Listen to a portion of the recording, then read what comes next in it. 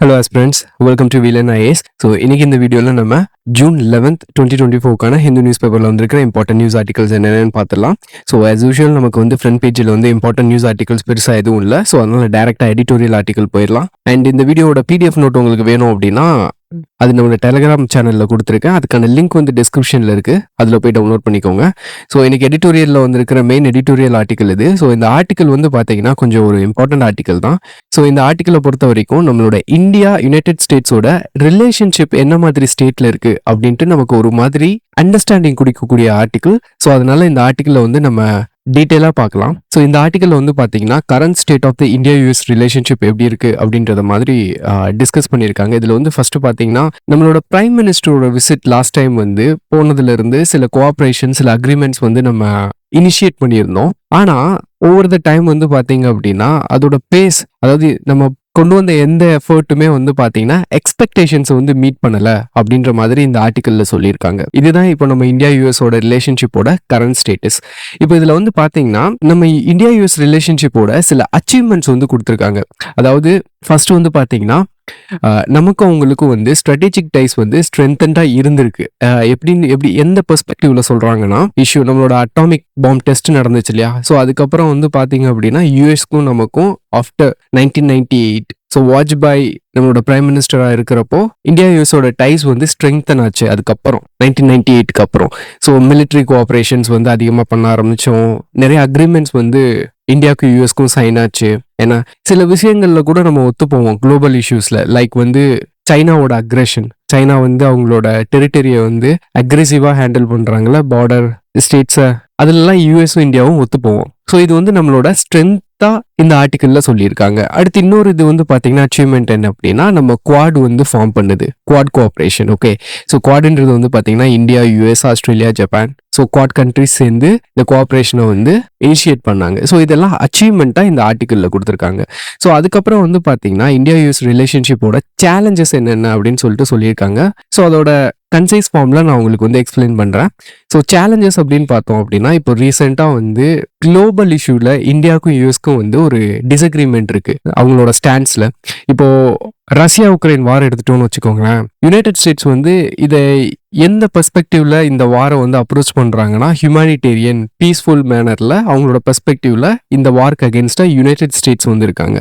ஆனா இதே இது இந்தியா வந்து பாத்தீங்க அப்படின்னா வேற பெர்ஸ்பெக்டிவ்ல இந்த வாரை வந்து அப்ரோச் பண்றாங்க. ஃபார் எக்ஸாம்பிள், இந்த வார்னால குளோபல் சவுத் வந்து பாதிக்கப்படுது, food security and oil security. So இதெல்லாம் பத்தி இந்த பெர்ஸ்பெக்டிவ்ல தான் இந்தியா பாக்குறாங்க. அப்போ இந்தியாவுக்கும் யூஎஸ்க்கும் ஸ்டாண்ட்ஸ் வந்து டிஃபர் ஆகுது. இது ஒண்ணு. அடுத்து வந்து பாத்தீங்கன்னா லாஜிஸ்டிக்கல் ஹிக்கப்ஸ், அதாவது ஹையஸ்ட் அஃபீஷியல்ஸ் மீட்டிங் இருக்கு பாத்தீங்களா, இந்தியாவுக்கு வர வேண்டியது இருந்தது, எக்ஸ்டர்னல் அஃபேர்ஸ் ஸ்டாஃபா இருக்கட்டும். ஸோ சில மீட்டிங்ஸ் எல்லாமே ஹை லெவல் மீட்டிங்ஸ் எல்லாமே தள்ளி தள்ளி போக ஆரம்பிச்சது. ஓகே, இதை வந்து லாஜிஸ்டிக்கல் ஹிக்கப்ஸா சொல்றாங்க. அடுத்து வந்து இன்னொரு சேலஞ்ச் வந்து பாத்தீங்கன்னா ஸ்ட்ரெயின்ட் ஆஸ்பெக்ட்ஸ்னு சொல்லிட்டு டிப்ளமேட்டிக் டென்ஷன் வந்து சொல்றாங்க. எந்த பெர்ஸ்பெக்டிவ்ல டிப்ளமேட்டிக் டென்ஷன் அப்படின்னா, லைக் இந்தியாவோட எம்பசி யூஎஸ்ல இருக்கிறதுல வந்து பாத்தீங்க அப்படின்னா டிப்ளமேட் இல்ல, அம்பாசிடர் இல்ல. ஓகே, ஏன் அம்பாசிடர் இல்ல?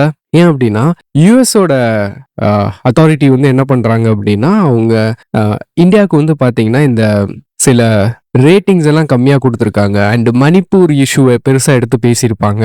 ஸோ இதனால வந்து பார்த்தீங்கன்னா இந்தியா சார்பில் வந்து யூஎஸ்ல வந்து அம்பாசிடர் இல்லாமல் தான் எம்பசி இருக்கு. ஏன்னா ஸோ அது ஒரு காரணமாக சொல்கிறாங்க. அடுத்து வந்து பார்த்தீங்கன்னா அசாசினேஷன் கான்ட்ரவர்சி, அதாவது இந்த காலிஸ்தான் செப்பரேட்டிஸ்ட் இருப்பாங்க பார்த்தீங்களா. ஸோ அந்த மிலிட்டண்ட்டை வந்து அசாசினேட் பண்ண, நியூயார்க்கில் வச்சு அசாசினேட் பண்ண ட்ரை பண்ணது வந்து ஒரு கான்ட்ரவர்சி. ஸோ ஃப்ரெண்ட்லி நேஷன்ஸில் வந்து எப்படி நம்ம வந்து அந்த நாட்டுக்கு தெரியாமல் இந்த மாதிரி அசாசினேஷன் எஃபர்ட்லாம் எடுக்கலாம் அப்படின்னு சொல்லிட்டு இந்த கான்ட்ரவர்சி ஒன்றும் ஓடிட்டு இருக்கு. ஓகே, ஸோ இதெல்லாம் ஸ்ட்ரெயின்ட் ஆஸ்பெக்ட். ஸோ சேலஞ்சஸ் அப்படின்னு பார்த்தோம்னா ஒன்று வந்து குளோபல் இஷ்யூஸில் வந்து we have a different stands. Okay, divergence இருக்கு. அண்ட் இன்னொன்று வந்து நம்மளோட டிப்ளமேட்டிக் ரிலேஷன்ஷிப்பில் வந்து பார்த்தீங்கன்னா ஸ்ட்ரெயின்டு இருக்கு. ஓகே, ஸோ இதெல்லாம் வந்து சேலஞ்சஸாக சொல்கிறாங்க. அப்போ இதை எப்படி வந்து சரி பண்ணலாம் அப்படின்னு பார்த்தீங்கன்னா இதுக்கு வந்து வே ஃபார்வர்ட் சொல்லியிருக்காங்க. ஒன்று வந்து பார்த்தீங்கன்னா there is a potential. Okay, நம்மளோட ரிலேஷன்ஷிப்பை இம்ப்ரூவ் பண்ணுறதுக்கு சில பொட்டன்ஷியலான விஷயங்கள்லாம் இருக்குது. அதில் ஒன்று பார்த்தீங்கன்னா G7 சம்மிட். ஓகே, அடுத்து இன்னொன்று வந்து பார்த்தீங்கன்னா இந்த அஃபீஷியல்ஸ் விசிட்லாம் தள்ளி போகுதுல, இதெல்லாம் நம்ம வந்து கண்டெக்ட் பண்ணணும். ஓகே, ஸோ இதெல்லாம் வந்து பொட்டன்ஷியல் பாயிண்ட்ஸ் ஆஃப் இம்ப்ரூவ்மெண்ட். அடுத்து வந்து பார்த்தீங்க அப்படின்னா யூஎஸ்ல சீக்கிரமாகவே எலெக்ஷன் நடக்க போகுது. அப்போ யார் வந்து அவங்க ரூல் பண்ண போறா, ஆட்சியை பிடிக்க போறா அப்படின்னு தெரியாது. அப்போ கவர்மெண்ட் புது கவர்மெண்ட் வந்துச்சு அப்படின்னா அவங்க இந்தியாவோட என்ன மாதிரி ஸ்டாண்ட்ஸ் எடுப்பாங்கன்னு தெரியாது. ஸோ அதுவுமே நமக்கு ஃபேவராக மாறினாலும் மாறலாம், ரிலேஷன்ஷிப் வந்து இம்ப்ரூவ் ஆனாலும் ஆகலாம். ஸோ இதை தான் ஓவராலாக இந்த ஆர்டிக்கிளில் சொல்லியிருக்காங்க. ஸோ இந்த ஆர்டிக்கிளை பொறுத்த வரைக்கும் பார்த்தீங்கன்னா நமக்கு ஒரு பிக் பிக்சர் மாதிரி இந்தியா அண்ட் யூஎஸோட ரிலேஷன்ஷிப் வந்து என்ன ஸ்டேட்டஸ்ல இருக்கு அப்படின்றதுக்கு. Okay, so that's all about this article. Next article வந்து பார்த்தீங்கன்னா push for more climate action அப்படின்ற டைட்டிலில் கொடுத்துருக்காங்க. ஸோ இது வந்து நமக்கு ஒரு இம்பார்ட்டன்ட் ஆர்டிகல் தான். ஸோ இந்த ஆர்டிகளோட கண்டெக்ஸ்ட் என்னன்னு பார்த்தீங்கன்னா, the international tribunal for the law of the sea அவங்க வந்து ஒரு அட்வைசரி ஒப்பீனியன் வந்து டிக்ளேர் பண்ணியிருக்காங்க by the request of the commission of small island states on climate change and international law. So அந்த அட்வைசரி ஒப்பீனியனில் வந்து என்ன பண்ணியிருக்காங்க அப்படின்னா, கார்பன் டை ஆக்சைடை வந்து பொல்யூஷனாக ரெகக்னைஸ் பண்ணியிருக்காங்க. ஓகே, அண்ட் வந்து இவங்களோட ரூலிங் என்ன கொடுத்துருக்காங்க அப்படின்னா, ஸோ யூஎன் கிளாஸோட பார்ட்டி ஸ்டேட்ஸ் வந்து என்ன பண்ணணும்னா இந்த கார்பன் டை ஆக்சைடோட எமிஷனை வந்து ரெடியூஸ் பண்ணணும், கண்ட்ரோல் பண்ணணும் அப்படின்னு சொல்லி இதில் கொடுத்துருக்காங்க. ஸோ இந்த ரூலிங்னால என்ன நடக்கும் அப்படின்னா, இந்த கிளைமேட் ஆக்ஷன் எஃபோர்ட்ஸ் இருக்கு பார்த்தீங்களா, இதுக்கு வந்து ஒரு புஷ் கொடுத்த மாதிரி, ஒரு எக்ஸ்ட்ரா புஷ் கொடுத்த மாதிரி அதை தான் இந்த ஆர்டிக்கல்ல வந்து டிஸ்கஸ் பண்ணியிருக்காங்க. ஸோ இதில் வந்து ஃபர்ஸ்ட் நமக்கு யூஎன் கிளாஸ்னா என்னன்னு தெரியணும். ஸோ யூஎன் கிளாஸ் அப்படின்றது வந்து பார்த்தீங்கன்னா இது ஒரு இன்டர்நேஷனல் அக்ரிமெண்ட். எதுக்காக இதை எஸ்டாப்ளிஷ் பண்ணோம் அப்படின்னா, அதாவது மரைன் ஆக்டிவிட்டீஸ் இருக்கு பார்த்தீங்களா, அதை வந்து லீகலி ரெகுலேட் பண்ணணும் அப்படின்றதுக்காக தான் நம்ம என்ன பண்ணோம்னா இந்த இன்டர்நேஷனல் கன்வென்ஷனை வந்து நம்ம கொண்டு வந்திருக்கோம். இதில் வந்து இந்தியா கூட ஸ்டேட் பார்ட்டி தான். ஓகே, ஸோ இதில் வந்து பார்த்தீங்கன்னா இதில் மொத்தம் இந்த மரைன் ஏரியாஸ் இருக்கு பார்த்தீங்களா, அதை வந்து 5 ஜோன்ஸாக பிரிச்சிருப்பாங்க. ஒன்று வந்து பார்த்தீங்கன்னா internal waters, territorial sea, contiguous zone, exclusive economic zone, high seas அப்படின்னு சொல்லிட்டு 5 ஜோன்ஸாக பிரிச்சிருப்பாங்க.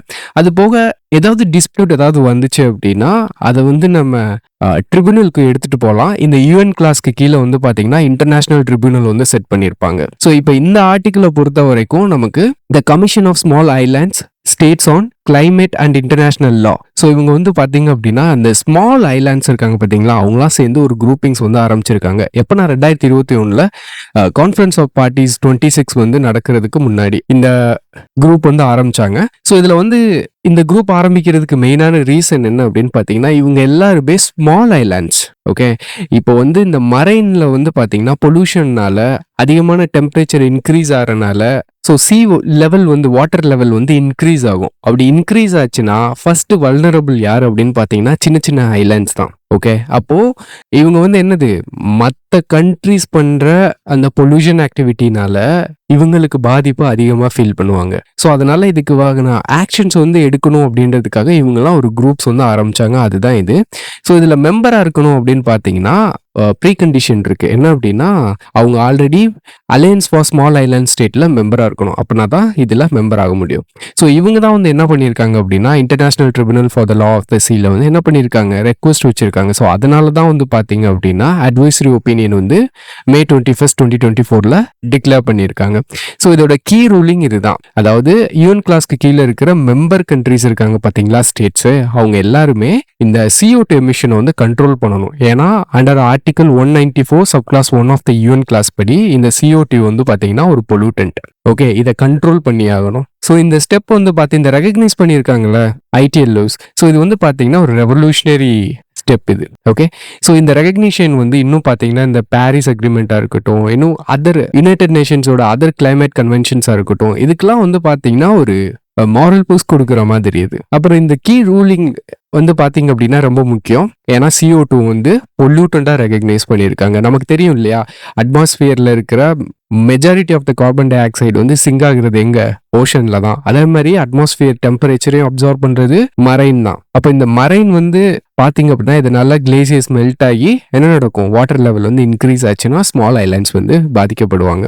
ஓகே, அப்போ இது வந்து பார்த்தீங்க அப்படின்னா இது வந்து இந்த லீகல் ஸ்டாண்டர்ட் இவங்க எடுத்திருக்காங்க இல்லையா, இந்த முடிவு இது வந்து பார்த்தீங்கன்னா என்ன மாதிரி லீகல் ஸ்டாண்ட் அப்படின்னா நோ ஹார்ம் பிரின்சிபிள். அதாவது மற்ற ஸ்டேட்ஸோட ஆக்ஷன் வந்து எந்த தப்பு பண்ணாத இன்னொரு சின்ன சின்ன ஸ்டேட்ஸ் சின்ன சின்ன ஐலாண்ட்ஸை பாதிக்குது இல்லையா, ஏன்னா அதை எம்பசைஸ் பண்ணியிருக்காங்க இந்த ஸ்டாண்ட்ஸ் மூலியமா. அப்புறம் டியூ டிலிஜென்ஸை வந்து ஃபாலோ பண்ணணும்னு சொல்லியிருக்காங்க.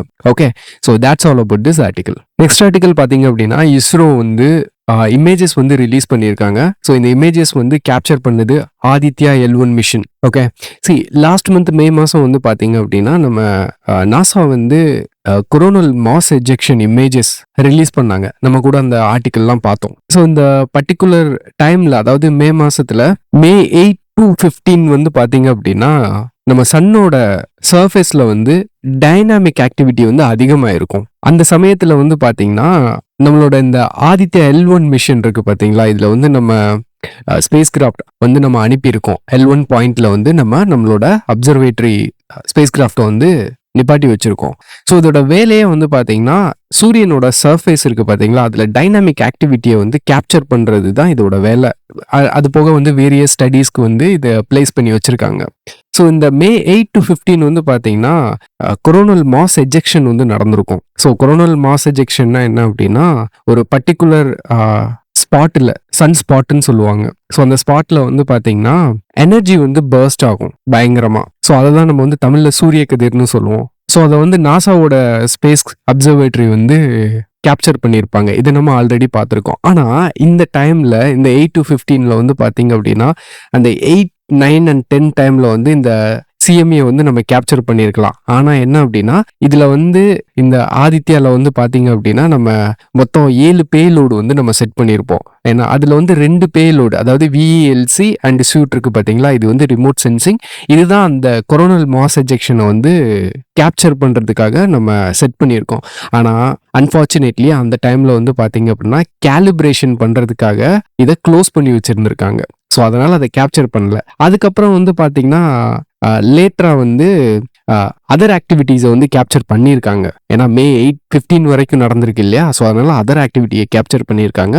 அந்த இமேஜஸை வந்து இஸ்ரோ வந்து இப்போ ரிலீஸ் பண்ணியிருக்காங்க. ஸோ அதுதான் இந்த நியூஸ். ஸோ இந்த ஆதித்யா L1 மிஷன் வந்து பார்த்தீங்க அப்படின்னா இது இந்தியா தரப்புல இருந்து அனுப்பப்பட்ட first space based observatory. Okay, இது வந்து இந்தியாவோட சோலார் மிஷன். ஓகே, இதுல மொத்தம் 7 பேலோடு இருக்கு. 7 பேலோடு வந்து பாத்தீங்கன்னா ஸ்பெசிபிக் ஃபங்க்ஷன் வந்து பண்ணும். ஸோ இந்த டேர்ம்ஸ் வந்து நீங்க பார்த்து வச்சுக்கோங்க.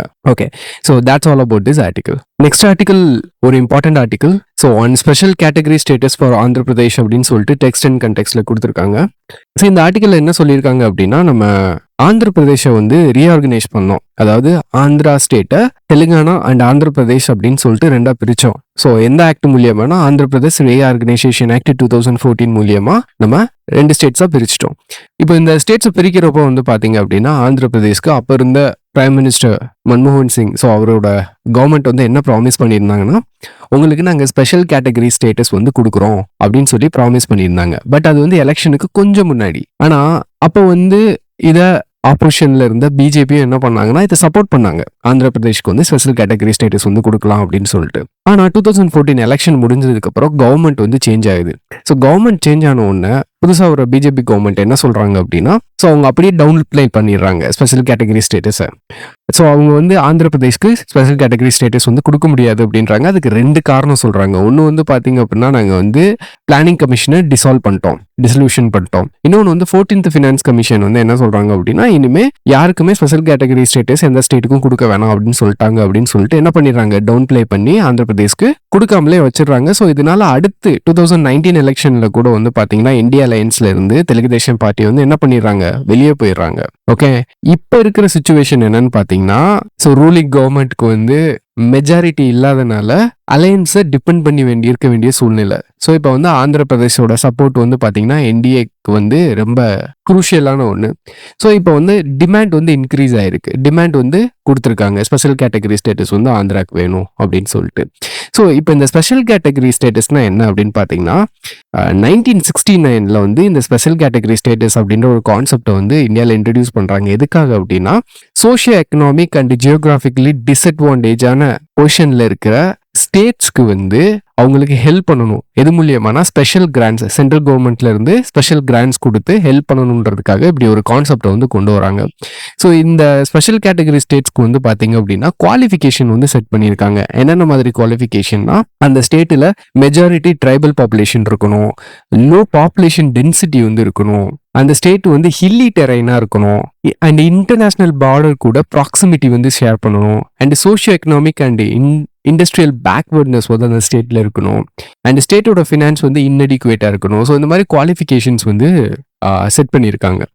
இப்போ கரண்ட்லி வந்து பார்த்தீங்கன்னா எதெல்லாம் ஸ்பெஷல் கேட்டகரி ஸ்டேட்டஸில் இருக்குது அப்படின்னு பார்த்தீங்கன்னா அருணாச்சல் பிரதேஷ், அஸ்ஸாம், ஹிமாச்சல் பிரதேஷ், ஜம்மு அண்ட் காஷ்மீர், மணிப்பூர், மேகாலயா, மிசோரம், நாகாலாந்து, சிக்கிம், திரிபுரா, உத்தராகண்ட் இதெல்லாம் இப்போ கரண்டா ஸ்பெஷல் கேட்டகரி ஸ்டேட்டஸ். ஓகே, ஆனா ஆந்திர பிரதேஷ் வந்து பாத்தீங்க அப்படின்னா இந்த குவாலிஃபிகேஷன்ல வந்து பாத்தீங்கன்னா ஃபிட் ஆகாது. ஓகே, இதுதான் இப்போ ஆந்திர பிரதேஷோட சுச்சுவேஷன். ஏன்னா இன்னொன்று வந்து பாத்தீங்கன்னா ஆல்ரெடி ஆந்திர பிரதேஷ்க்கு வந்து ஸ்பெஷல் கேட்டகரி ஸ்டேட்டஸ் கொடுக்காட்டினாலும் 14th ஃபினான்ஸ் கமிஷன் வந்து அதை ஸ்டாப் பண்ணிட்டாங்க ஸ்பெஷல் கேட்டகரி ஸ்டேட்டஸ் கொடுக்கறத.